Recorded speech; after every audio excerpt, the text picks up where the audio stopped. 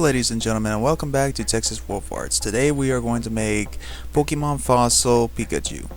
We're going to start out by using a piece of oven-baked clay, which is very handy to do this project. What I'm going to do is start by using a piece of a square shape so I can cut out the right amount of clay for this project. I don't need to cut in all the way, just the mark.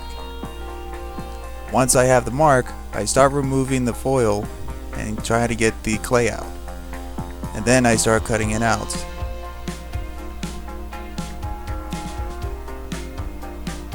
Once I'm done, I use these nice little carving tools that I got. These are very handy for most projects, and let me tell you, these suckers are really cool. And since the Pokemon stone itself will be in different sizes, I'm going to start by cutting out the edges for it. After I'm done with that, then I start by cutting in the edges to give it that nice texture effect. I just start doing it little by little as I go, and if I feel I need to take some piece out to make it more interesting and more nice, then I just take it all out. Each thing that I put in looks very nice with the edges, and I like how this sucker is coming out. To give it that nice weathery, rocky type look.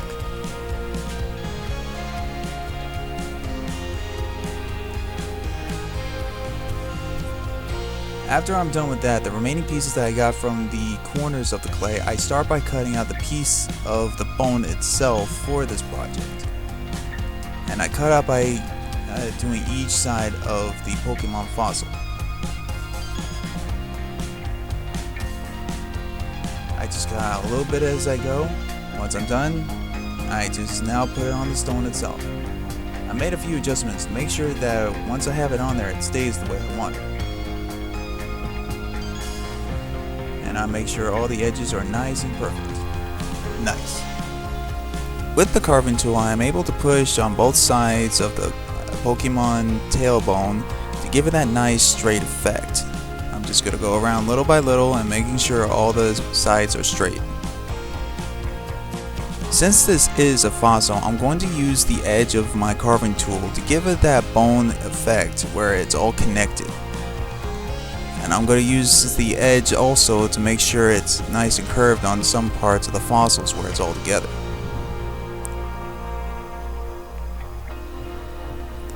It's coming out really nice on all three parts of the bone, but I have to be very careful not to take too much out of it.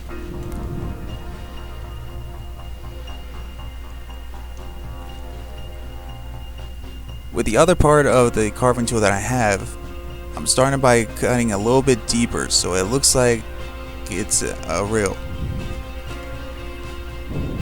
And I'm just going along here to make sure all the sides are nice and perfect, and by taking a little bit more, the shape comes together real nice. And with the curve tool that I have, I'm going underneath all sides of the bone so I can have that nice effect where it's all in one piece, and making sure that the Pokemon tail doesn't fall out.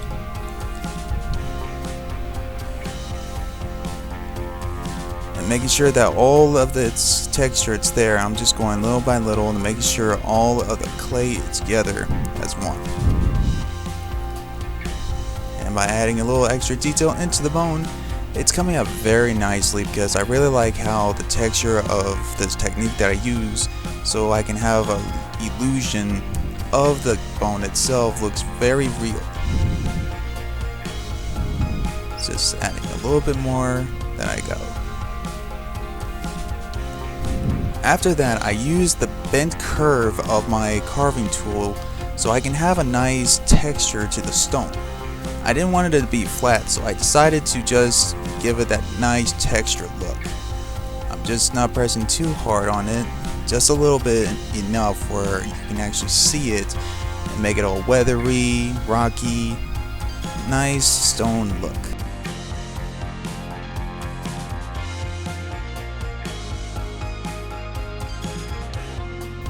After the texture is done, I start by putting it in the oven, baking it for 250 and putting it in time for 30 minutes. I also made sure I put it in for 15 minutes to make sure it's right, and it came out amazing. It came out solid as a rock.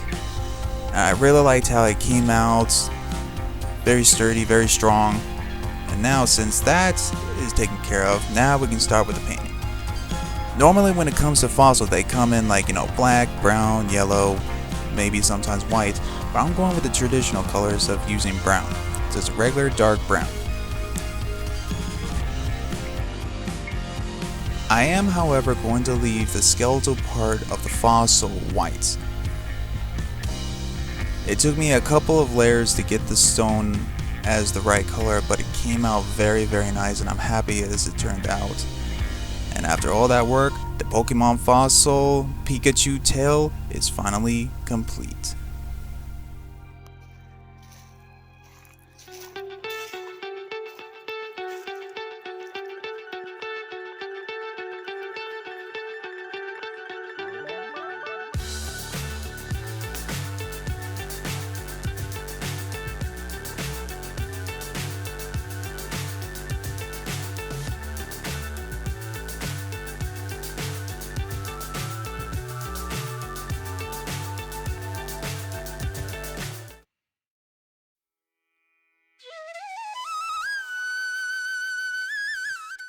Yeah, I have a question.